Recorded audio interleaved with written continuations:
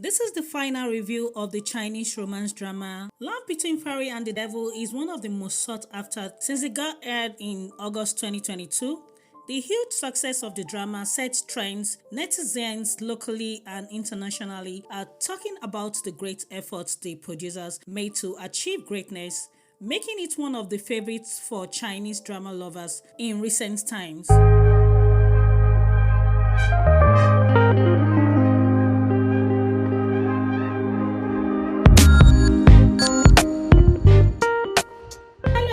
Welcome again on Wildberry Clips. In case you don't know, I love love.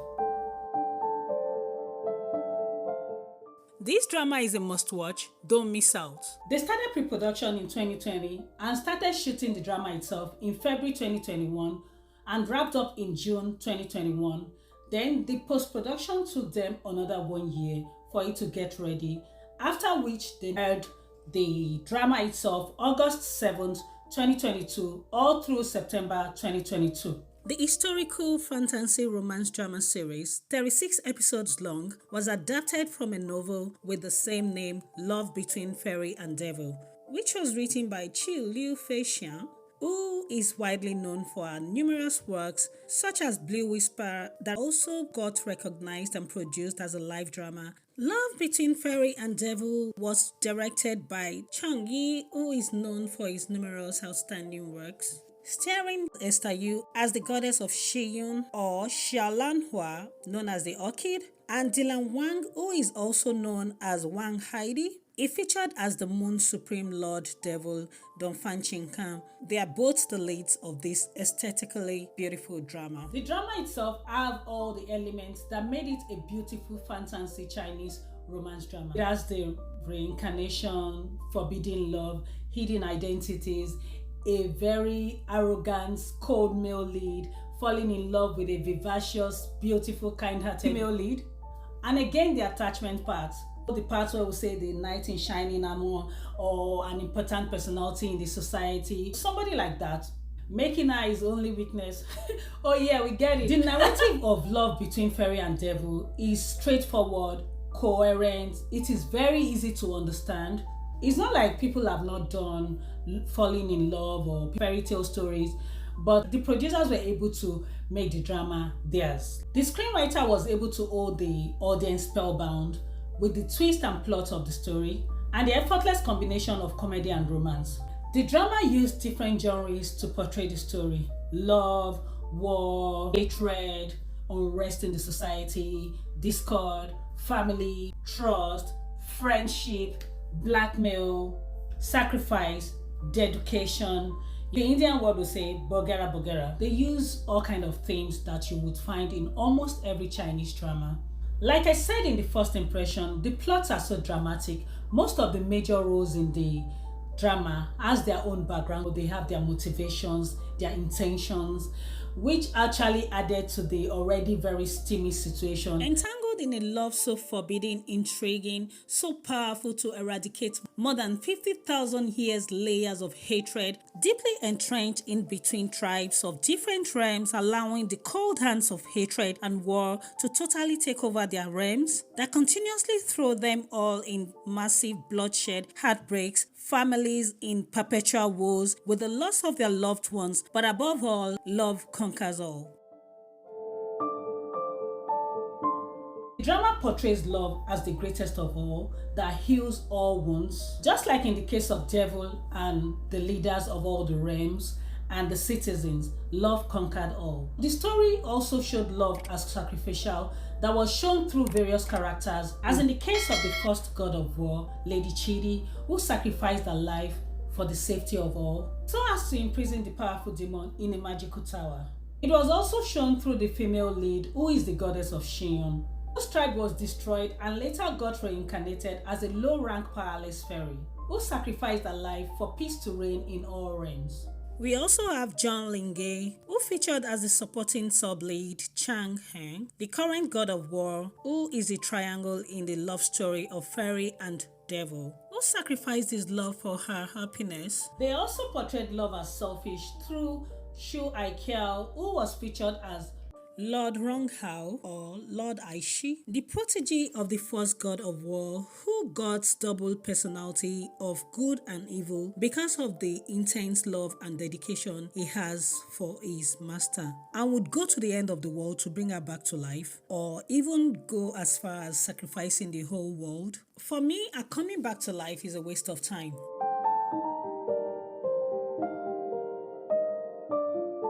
Let's talk costumes. Either it's the male lead or the female lead or the sub-leads, the major roles or the extras in the drama.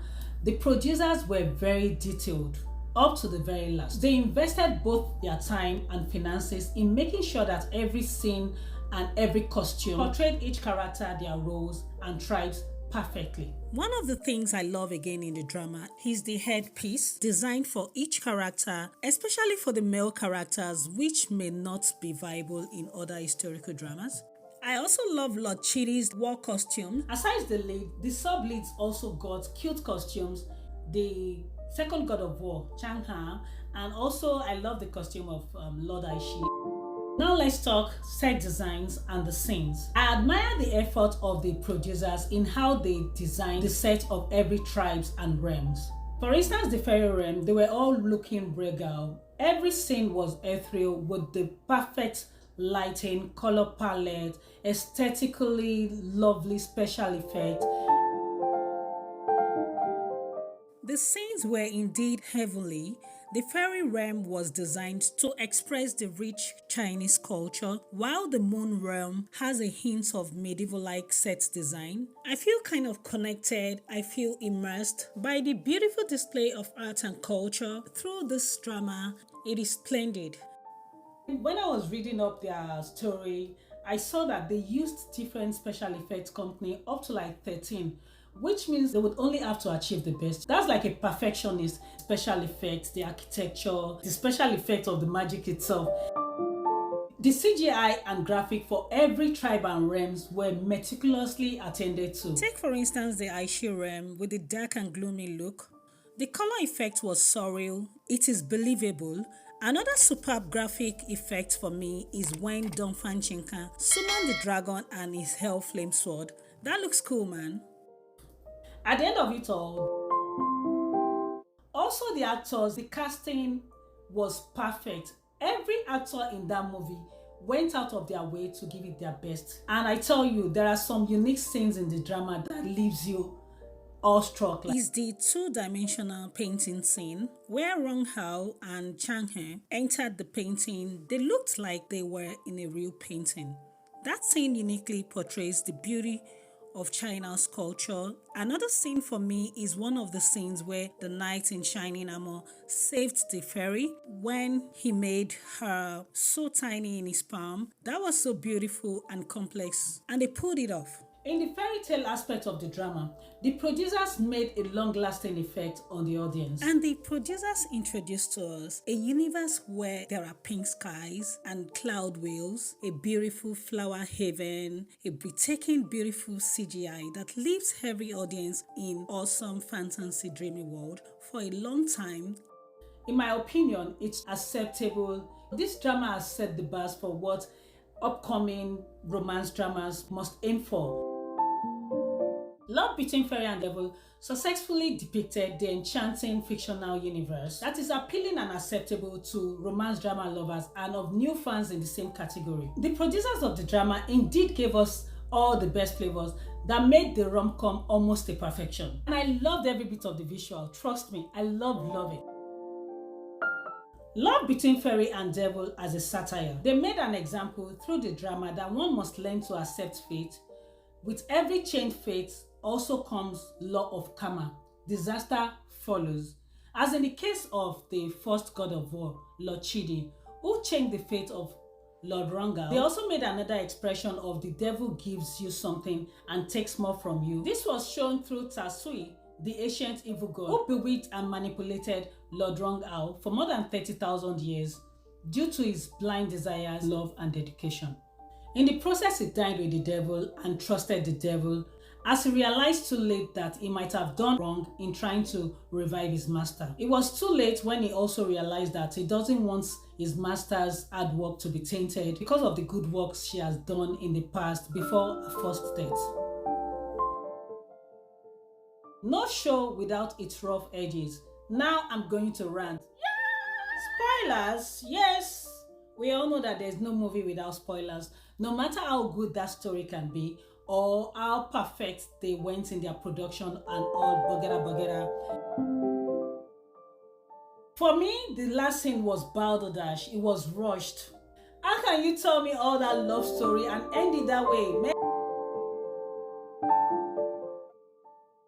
The writer of that scene is a killjoy. How can you just write one scene? It's not nice. They wasted so much screen time on supporting actors like Jiu Ling trying to raise a dead god. It doesn't make sense because at the end of it all, she still died. So what is the essence of bringing her back to life? They were a bit draggy from episode 1 to like episode 8. They could have just done all that part in few episodes. But no, they wasted almost like 5 to 8 episodes only for them to end the most important part in the story abruptly. That doesn't make sense to me. I'm so pained. And guys, I want to believe I'm not the only one irritated by the Lord Supreme in the very heavenly realm. How come he never got any punishment? My goodness. Moving on. Esther Yu, who played various characters in the drama, she is Cāng Lán Jué that got reborn as a fairy and also known as Orchid. Her real identity is the goddess of Xi, a goddess who disappeared 10,000 years before she got reborn as the fairy. I'm seeing her for the very first time in a drama and she's very endearing and super adorable. She played all the roles so naturally. She seems like she's in her comfort zone. She nailed it. Even her voice sounds so melodious and beautiful. Acting as the warm, vivacious, low-rank fairy with limited capabilities is quite demanding. This minute, she's playful and happy. The next second, she's in trouble. She needs help. And the knight in shining armor has to be there. That can actually put her in the wrong light with the audience. She's versatile. She's swiftly changing to character and is able to change her demeanor in a flash. Even with the articulation, she did well. For me, I'm going to give her a character 10 over 10. She deserves it. I want to see her in other dramas aside from this. She made me love that role. Guys, be ready for more reviews on Esther Yu. I'm also seeing Dylan Wang, pronounced as Wang in Mandarin, for the very first time in a drama. And for me, he nailed it 1,000,000%. All I see is a charismatic, dangerously looking, handsome lord shooting his shots on the orchid. He just kept chasing his shots like, hey babes, what's up? He pulled off his role as the arrogant, emotionless Lord Devil effectively. His expressions were very communicative, his eye and body language were awesome. He is able to blend into characters effectively, irrespective of being the fearsome, domineering, ruthless Moon Supreme with the very fragile egg-like temperament. You don't want to step on it. So for me, in this drama, it took most of the shine because it's almost like all over. According to the drama, being the supreme and most powerful in the realm that no one can conquer, his story changed immediately he met the female fairy, Orchid. I think that's the magical name. Who through the body swap can command him not to do this or that, and he practically has to obey because of the one heart curse spell where he gets to experience every intense feeling the female fairy goes through. Also, this made her his weakness, the only person he cannot kill in the kingdom. Because if he kills her, then he's dead. Let me just give a very good example. There's a scene in the drama where he was trying to get her to wake up early. She got so angry, told him, if you don't have anything to do, go and start counting the flowers in my garden. He doesn't have a choice. You see him counting the flowers in the garden one by one. That was hilarious. There's another scene where she wanted him to start experiencing feelings. Why is in a council, like a political thing. That's how it is. So she was somewhere and was busy smiling, then he's smiling. For somebody that doesn't ever smile or laugh or cry, in the middle of the council, you just started laughing out of nowhere, and the next thing he starts smiling, the next thing he starts crying. But that scene was tumultuous. It's crazy. It's kind of very confusing because the guys there were like, what is going on with the Devil King? He doesn't laugh. That scene was very cool. You laugh your ass off. And I'm not going to tell you all the details in the story because I need you to go watch it. Also, according to the story, he is a man with no emotions. But he was able to show us that emotion as it is transitioning back into his body. His facial expressions. When he started falling in love, he started showing us how he was feeling. He became jealous as well. That was really cute. I love the part particularly where the switch rose and he naturally adapted Orchid's mannerisms effortlessly, making it genuinely believable. That was so girlish and hilarious. And his crying scenes were very infectious. You will empathize with him. If you have all seen the drama, you would agree with me completely that he pulled off the dashing, arrogant, handsome, charismatic Lord Devil perfectly. All I see is a very great actor doing his thing. He took the shine in the drama. He did a very great job. In fact, all the actors did well. I'm also going to give him 10. You want to see some classical shit? You need to see Dongfang Chenxiao. And he's very good when he's addressing all his counsel, behaving like the fearsome Lord Devil. Everybody will be cringing like they are dying already. He's a good actor. I want to see more of his movies. I'm watching out for them. As from 2022, I'm not going back though, because if I have to go back to any drama in 2021 or 2017, they are great dramas. Watch out for them though. Best nuggets for me would be their natural chemistry. I like the way they bicker at each other. It's so interesting to watch. I love guys. Remember I said there's no drama without dramas, right? Okay, now I'm going to talk about the K that is trying to attach itself to the L of the love between the fairy and devil. Yes, the L means love and the K is something with K-leg. They are different alphabets. Let's talk about the second lead. According to the story, he was betrothed to the goddess of Qian. But even with that clause, he couldn't help himself but fall hopelessly in love with the beautiful fairy of the heavenly tribe. Throughout the drama, he was torn between his duties as the current god of war and to protect Orchid. Chang Han was described as the exact opposite of Dongfang Chenxiao. He is the soft, easygoing god of war whose power is no match for his competitor, but he faced him anyways. Let's borrow this Indian phrase from Chennai Express. You know that part where Shah Rukh Khan said, "Don't underestimate the power of a common man." It was so cute seeing him sacrifice a lot for the woman he loves and also choosing her above his duties. His sacrifice and love for Cāng Lán Jué is quite admirable. Zhang Linghe did a great job with his portrayal as Chang Han and as Xiao, who is the rich playboy in the mortal realm, whose character is clearly the opposite of Chang Han in the immortal world. But let me tell you, he brought that role from 0 to 100, which means he did a perfect job. And for me, I'm also going to give him a 10 over 10. We also have Xu Haiqiao, who featured as Lord Ronghao. He's also Lord Hachi. He did a great job. My goodness, that guy can switch for the living. He switches his character like every second like that. He's so good. And he was so passionate in the drama, and his passion was believable. He's like a marketer that is selling his wares. He was perfect. So they showed us in this drama eventually that Lord Ronghao doesn't have a misplaced feelings. The master herself shares the same feelings. That's the coolest part for me. Honestly, it's a beautiful thing to know that you love somebody or you have feelings towards someone and that feeling is being reciprocated. My goodness, I think that should be one of the best feelings in this life. For me, I would be like, just be with his friend Chang Han, because they have precious time together. They were good friends. They would go out of their way to do anything for themselves. They can sacrifice for themselves as well. They really loved each other. They're a good pair. They are immortals. You know, nobody knows about gay or no gayism. You know what I'm saying? Yeah, I'm reducing my voice. I also love Chang Han and Lord Ronghao's relationship. Their friendship is so beautiful. They need another shipping for that friendship. You guys should ship them. I'm shipping them. If anybody wants to come, let me know. I'm accepting candidates right now. When there is a perfect finish on a job, there comes the awesome soundtracks that pulls at your heartstrings. The producers of Love Between Fairy and Devil went all out for the drama with interesting background music that is fitting for the drama. It makes you want to think of magic, the beautiful realms, the dreamy pink skies they've been showing us. The songs got popular, and with the popularity of the songs, the drama also got more attention, making it a trend.